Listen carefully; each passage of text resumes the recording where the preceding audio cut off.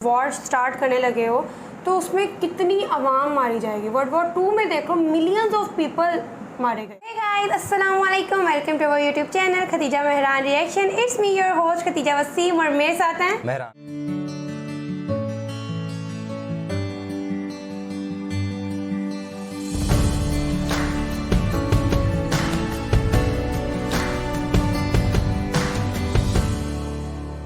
नाज़रीन, आज एक इंतहाई इंटरेस्टिंग सी वीडियो आ गई है और ये जो एक नया ही रशियन गवर्नमेंट की जो मीडिया है उसकी जानिब से एक नया स्टांस सामने आ गया कि वर्ल्ड वार 3 जो है वो स्टार्ट हो चुकी है और जिसकी वजह से पूरी दुनिया जो है उसमें एक धूम मच गई है, एक नई सी हलचल सी मच गई है। तो क्या कॉन्सिक्वेंसेस हैं, किस तरह है, कैसी चीज़ें होंगी और फ्यूचर क्या नज़र आ रहा है, तो इस हवाले से एक वीडियो उसके ऊपर आज हम रिएक्ट करने जा रहे हैं। वीडियो की तरफ जाने से पहले चैनल को सब्सक्राइब कर दें, बेल आइकन को क्लिक कर दें। तो आगे चलते हैं वीडियो की जानिब। Hello and I welcome you to World Affairs. Now Prashant Dhawan. Now we are in World War 3. World War 3 start हो चुकी है। ये लाइन आपको दिखेगी दुनिया भर के मीडिया आउटलेट्स के आर्टिकल्स में। यहाँ पर आप देख पाओगे World War 3 has begun after sinking of Moscow. ये कहा है रशिया के सरकारी टीवी ने ऑन एयर। ना मैं यहाँ पर ये क्लियर कर दूं रशियन सरकारी रशियन के गवर्नमेंट मीडिया की जानिब से ये इसका मतलब रशिया का ये स्टांस है। ये कह दे कि बड़ी वॉर स्टार्ट हो चुकी है, कोई बड़ी स्टेटमेंट दे दे, तो काफी हद तक ये गवर्नमेंट की जो लैंग्वेज है इसको अनऑफिशियली आगे कैरी आउट कर रहे होते हैं। आप इंडिया में भी सोचकर देख लो, दूरदर्शन कोई खास बात बोले पाकिस्तान के रिगार्डिंग कि देखिए लाइन ऑफ कंट्रोल में हम ये करने वाले हैं, आप इमीडिएटली अलर्ट हो जाओगे। चाहे कोई प्राइवेट न्यूज चैनल लगातार बोलता रहे कि हम ये करेंगे वो करेंगे, people don't take that seriously, मगर दूरदर्शन जब कुछ बोलेगा इमीडिएटली सबके कान खड़े हो जाएंगे क्योंकि वो एक सरकारी न्यूज आउटलेट है। तो रशिया का जो सरकारी न्यूज आउटलेट है, जब इसने ये वर्ड यूज किए तो दुनिया भर में देखा गया कि इस पे आर्टिकल्स पब्लिश हुए हैं और इसके रिएक्शन में हमने ये देखा है कि तेल के दाम, नेचुरल गैस के दाम और ज्यादा ऊपर चले गए हैं। दुनिया भर में इन्फ्लेशन बढ़ने वाली है सिर्फ इस एक सेंटेंस से। नाउ ऑफ कोर्स रशिया का ये सब बोलने का रीजन ये है कि इनकी एक क्रूज शिप मॉस्को डुबा दी गई यूक्रेन के मिसाइल हिट द्वारा। 2 मिसाइल मारी यूक्रेन ने यहाँ पर इस वॉरशिप पर, उसके बाद इस वॉरशिप पे आग लग गई। रशिया ने कहा कि ये वॉरशिप डूबी नहीं है, फिर उसके बाद कुछ घंटों बाद रशिया ने कंफर्म कर दिया कि इनकी वॉरशिप डूब चुकी है। यूक्रेन ने मिसाइल मारकर रशिया की वॉरशिप डुबा दी। मैं आपको ये बता दूं कि पिछले 40-50 सालों से हमने कभी भी एक वॉरशिप डूबती हुई नहीं देखी है एक मिसाइल से। ये बहुत ही ज़्यादा रेयर इवेंट होता है और दुनिया यहाँ पर शॉक इसलिए है क्योंकि रशियन वॉरशिप में एज्यूम किया जा रहा था कि सेल्फ डिफेंस सिस्टम होगा। यहाँ पर बराक एट टाइप के लोग मिसाइल यूज़ करते होंगे, जिस तरीके से हमारी जो वॉरशिप्स है वहाँ पर हम बराक एट यूज़ करते हैं, जिससे आने वाला जो क्रूज मिसाइल है उसको हम डिस्ट्रॉय कर सकें। तो रशिया का जो यहाँ पर डिफेंस मैकेनिज्म था ये फेल कर गया। इनके जो रेडार थे ये प्रॉपरली काम नहीं कर पाए, तो इसकी वजह से रशिया में एम्बैरेसमेंट बहुत ज़्यादा है और माना जा रहा है कि इस एम्बैरेसमेंट को ढकने के लिए ही ये लोग यहाँ पर बात कर रहे हैं कि देखिए अब तो वर्ल्ड वॉर 3 स्टार्ट होगी। यूक्रेन ने बड़ा अटैक कर दिया रशिया पर। तो डिस्कस करते हैं इस टॉपिक को, बहुत कुछ यहाँ पे आपको जानने को मिलेगा, मगर आगे बढ़ने से पहले आपसे पूछूंगा एक क्वेश्चन यहाँ पर ये है कि कुछ महीनों पहले न्यूज आई थी कि इंडिया ने लगातार प्रलय मिसाइल को टेस्ट किया है। मैंने इस टॉपिक पर वीडियो भी बनाई थी। आपको सिर्फ ये बताना है कि प्रलय मिसाइल किस टाइप का मिसाइल है। क्या ये सरफेस टू एयर मिसाइल है, क्या ये सरफेस टू सरफेस मिसाइल है, क्या ये एयर टू सरफेस मिसाइल है, या फिर none of the above? Comment section में करिए उत्तर, सही आंसर आपको मिलेगा वीडियो के अंत में। ना जहाँ तक मैं देख पा रहा हूँ कि यूक्रेन रशिया वॉर की वजह से रशिया में आज के समय फ्रस्ट्रेशन बहुत ज़्यादा है। रीज़न एक तो ये है कि 50 दिन हो गए वॉर को। जी हाँ, 50 days since the war started. और रशिया का देखिए दुनिया भर में नुकसान बहुत हुआ है। एक तो इकोनॉमिक नुकसान हुआ है, उसके अलावा रशिया का जो एक डर था दुनिया में, रशियन आर्मी, रशियन मिलिट्री, वो डर यूक्रेन ने काफी हद तक कम कर दिया दुनिया की नजरों में। फिर एक एस्पेक्ट ये भी है कि यूरोप में, प्राइमरली यूरोप और नॉर्थ अमेरिका में रशिया के प्रति जो नफरत है लोगों की, ये भी काफी हद तक बढ़ी है। अब यहाँ पर आप देख पाओगे ये दृश्य देखे गए रिसेंटली पोलैंड में एक फ्रेंडली फुटबॉल मैच हो रहा था। वहां पर फैंस ने ये जो एक पोस्टर है ये तैयार किया और ये लगा दिया। यहाँ पे पुतिन को दिखाया जा रहा है कि इनको फांसी हो रही है। उस सब के अलावा हम देख रहे हैं कि हजारों रशियंस आज के समय अपना देश छोड़ने की कोशिश कर रहे हैं, कैसे भी करके। अब ये रूट स्टार्ट हो चुका है कि कई रशियंस अपने जो भी रूबल है, जो भी इनके पास करेंसी है, इसको कन्वर्ट कर रहे हैं युआन में और उसके बाद चाइना के थ्रू या फिर जॉर्जिया के थ्रू कोशिश कर रहे हैं कि टर्की में पहुंच जाए या फिर साउथ कोरिया में पहुंच जाए। इस पर रिसेंटली वॉल स्ट्रीट जर्नल ने एक आर्टिकल भी पब्लिश किया है कि एजुकेटेड रशियंस भाग रहे हैं, जिनके पास स्किल है, जिनके पास हुनर है उनको पता है कि इकोनॉमी इस तरीके से बर्बाद हो जाएगी कि इनका स्किल, इनका हुनर धरा रह जाएगा, इनको कोई प्रॉपर नौकरी मिलेगी नहीं, ये क्वालिटी लाइफ एंजॉय नहीं कर पाएंगे रशिया में। तो इसलिए बहुत से लोग रशिया से आज के समय भाग रहे हैं। अब इस सब के बीच में न्यूज़ आती है कि ब्लैक सी में रशिया की एक वॉरशिप यहाँ पर खड़ी थी, लगातार अटैक कर रही थी यूक्रेन को मिसाइल से। अचानक से यूक्रेन की तरफ से 2 मिसाइल लॉन्च होते हैं और उस रशियन वॉरशिप को हिट करते हैं और उस रशियन वॉरशिप को ये डुबा भी देते हैं। और इंटरेस्टिंग बात देखिए, इस क्रूज मिसाइल का नाम है नेपच्यून। ये ऐसा नहीं है कि यूएसए या फिर यूरोप का गिफ्ट है। नेपच्यून क्रूज मिसाइल यूक्रेन ने खुद डेवलप किए हैं। हालांकि इसका जो डिजाइन है ये इनको यूएसएसआर के हवाले से पता था। इस मिसाइल का पुराना नाम है KH-35। तो KH-35 एंटी-शिप मिसाइल को यूक्रेन ने डेवलप किया, इस पे एडवांसमेंट करी और आज के समय हम देख रहे हैं कि नेपच्यून क्रूज मिसाइल रशिया की वॉरशिप्स को डुबाने के लिए भी रेडी हो चुका है ना। रशिया का वर्जन आप अगर माने तो ये लोग कह रहे हैं कि जब नेपच्यून मिसाइल्स ने हिट किया इनकी वॉरशिप को तो उसके बाद इनकी वॉरशिप में आग लगी, मगर मिसाइल हिट से इनकी वॉरशिप नहीं डूबी।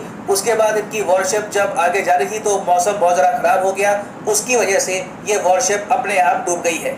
मगर अजीब बात देखिए कि इस वॉरशिप में आग लग गई, तब भी रशिया की तरफ से कोई इस वॉरशिप को बचाने के लिए नहीं आया। और रशिया के लिए एम्बैरेसिंग बात यहाँ पर ये भी है कि जो कैप्टन है इस शिप के ये भी यहाँ पर मारे गए। तो ओवरऑल देश के मोराल के लिए ये इंसिडेंट बहुत ही ज्यादा खराब है। और इस वॉरशिप को आप अगर देखो तो इसका एक सिंबॉलिक मीनिंग भी है।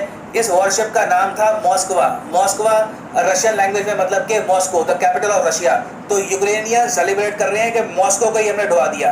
तो यूक्रेनियन साइड का मोराल काफी ऊपर है, रशियन साइड का मोराल काफी हद तक कम हो चुका है।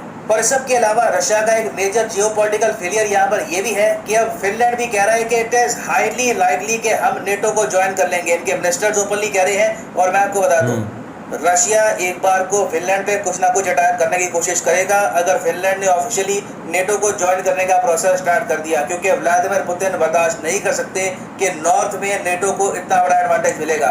तो इसलिए अब रशियंस एक वार्निंग भेज रहे हैं। सरकारी वार्निंग तो ये भेज नहीं सकते अभी, इससे रशिया की ग्लोबल स्टैंडिंग खराब हो जाएगी, चाइना इंडिया के लिए काफ़ी मुश्किल हो जाएगा न्यूट्रल रहना। तो इसलिए रशिया का जो सरकारी मीडिया है इसके थ्रू ये लोग एक मैसेज सेंड कर रहे हैं वेस्टर्न वर्ल्ड को, दुनिया को, कि हम लोग वर्ल्ड वॉर 3 में आ ही चुके हैं, situation is getting very bad. और रशिया ने यहाँ पर वार्निंग यूएसए को भी दी है कि यूक्रेन को आर्म करना बंद करो, यूक्रेन को वेपन्स प्रोवाइड करना बंद करो। और मैं आपको ये बता दूं, इस वक्त दुनिया बहुत ज़्यादा करीब है एक ग्लोबल कॉन्फ्लिक्ट के। कोई बड़ी बात नहीं है अगर रशिया ने फ्रस्ट्रेशन में आकर किसी नेटो कंट्री पे अटैक कर दिया या फिर किसी यूएस वॉरशिप पे अटैक कर दिया, रातों रात ये वॉर कहीं और ही जा सकती है। तो रशिया का जो ये कहना है कि we have already entered into world war 3 हो चुकी है, ये हालांकि एक रेटोरिक है, एक बार को अपनी ईगो को बचाने के लिए, दुनिया को वार्न करने के लिए ये सब ये लोग कह रहे हैं। मगर इसमें कुछ हद तक रियलिटी भी हो सकती है, क्योंकि रशिया के लिए स्थिति लगातार खराब हो रही है और एक टाइम पे आगे कोई बड़ी बात नहीं है, ये लोग केमिकल या फिर न्यूक्लियर वेपन्स भी यूज कर सकते हैं to protect the dignity of their country. Now वापस आते हैं अपने एमसीयू की तरफ के प्रलय मिसाइल रिसेंटली टेस्ट किए गए थे इनके बाद। तो आपको बताना है कि प्रलय मिसाइल किस टाइप का मिसाइल है। तो सही उत्तर यहाँ पे है, it is option B, is surface to surface missile. बताया जा रहा है कि जो इसकी रेंज है 500 किलोमीटर के आसपास की होगी और ये एक game changing quasi ballistic missile है और ये डीआरडीओ डेवलप कर रहा है फॉर द इंडियन आर्मी। और डीआरडीओ ने कहा था कि ये मिसाइल गेम चेंजर होगा फॉर द इंडियन आर्मी। याद रखिएगा, काफी तक न्यूज में था ये, किसी भी एग्जाम में इन द फ्यूचर इससे क्वेश्चन आ सकते हैं। और फाइनली यहाँ पर मैं ये भी ऐड कर दूं कि आज रात 12 बजे अनअकैडमी के जो बैंक एग्जाम के। तो खदीजा क्या कहती हैं आप? मैं तो यही कहूँगी कि मेहरान देखो, अगर आप कोई भी वॉर स्टार्ट करने लगे हो तो उसमें कितनी आवाम मारी जाएगी। वर्ल्ड वॉर 2 में देखो मिलियंस ऑफ पीपल मारे गए। तो और इसी तरह वर्ल्ड वॉर 1 था तो उसमें भी तकरीबन 40 मिलियन के करीब लोग थे वो अफेक्ट हुए थे। और अगर वर्ल्ड वॉर 2 की बात की जाए तो एक अंदाजे के मुताबिक के 70 से 85 मिलियन के दरमियान जो लोग थे वो डायरेक्टली इनडायरेक्टली अफेक्ट हुए थे। और ये वो थे जो डायरेक्टली अफेक्ट हुए थे जिनमें कैजुअलिटीज थी, डेथ हुई थी, सिविलियंस मारे गए, जो आर्मी के लोग थे वो मारे गए, मिलिट्रीज वगैरह की। तो ये तो वो है। उसके अलावा इकोनॉमी, उसके अलावा इन्फ्लेशन रेट, सारा कुछ। मतलब जब आप देखें ना कि कोई भी ग्लोबल वॉर होती है तो जब आप वर्ल्ड वॉर 1 की बात करते हैं तो मतलब ये एक ऐसा वक्त होता है जब दुनिया सारी ख़त्म हो चुकी होती है नए सिरे से चीज़ों को डेवलप किया जाता है। वर्ल्ड वॉर 1 के बाद भी ये हुआ, वर्ल्ड वॉर 2 के बाद भी सारी चीज़ों को फिर एक नई चीज़ें और फिर नॉर्मल होते होते एक अरसा लग जाता है। और आप जिस तरह देखें कि वर्ल्ड वॉर 2 जो थी वो तकरीबन आज से 70-80 साल पहले की बात है, बल्कि इससे भी आप थोड़ा सा पीछे ही चले जाएं तो 80-85 साल हो गए हैं इसको। तो वो जो है वर्ल्ड वार 2 जो है 1939 से आई थिंक वो सो ऑन थे, वो जितने भी थे। लेकिन आप ये देखें कि वर्ल्ड वार 2 में भी क्या हुआ, और उसके बाद फिर एक सारे मतलब दोबारा से जो कंट्रीज़ हैं वो डेवलप हुई और फिर चीज़ें लेके चली।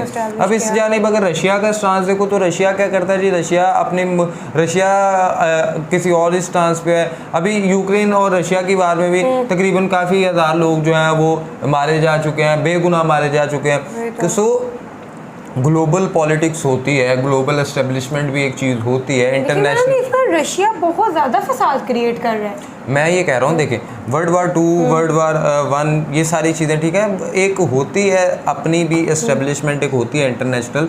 सो उसकी भी अपनी एक गवर्नमेंट इंटरनेशनली भी कोई डिप्लोमेसी चलती है, लेकिन उसका हरगिज़ मतलब ये नहीं है कि अगर आप न्यूक्लियर कंट्रीज हो चुके हैं और आप अब तो दुनिया तो सिर्फ तबाही के दाने पे खड़ी है कि किसी एक इंसान को कुछ इशू हुआ नहीं, तो अगर उसने कोई ऐसा न्यूक्लियर वेपन को इस्तेमाल कर लिया और ये उससे काफ़ी ज़्यादा चीज़ें इफेक्ट हो गई और फिर उसके मुकाबले में करते करते सारी दुनिया ही तबाही। यही तो मसले हैं कि, और जब आप देखें कि अब व्लादिमीर पुतिन जो है वो अपने ही एक धुन में है कि वो कुछ सर फिरे हुए हैं, सो वो किसी को भी नहीं मान रहे। यूएसए उसको भी आगे दिखाते हैं दूसरी जानब। सो ऐसे में वो यूक्रेन के साथ अब यूक्रेन भी आगे से कर रहा है अटैक, अपनी जगह उसके इतने लोग मारे गए, वो अपने सेल्फ वो भी डिफेंस में कर रहा है सारी चीज़ें। अब लेकिन होगा फिर देखें मसलों का हल जाके फिर टेबल पे बैठ के होता है। मसलों का हल इस तरह जंगों से नहीं होता। आज इन्होंने इनके कोई क्रूज मिसाइल के साथ उन्होंने वो उनकी जो वारशिप है वो डुबो दी है। कल वो रशिया वाले कुछ वहाँ पे जिस तरह उन्होंने हाँ वहाँ पे जो उन्होंने बूचा के अंदर कर दिया था वो कर दिया। सो अब ये चीज़ें चलती रहेंगी, लेकिन ये एंड कहाँ पे होंगी? एंड तो आई थिंक ये तभी होंगी कि जब इंटरनेशनल एस्टेब्लिशमेंट दूसरे ममालिक पढ़ेंगे और सारा कुछ होगा।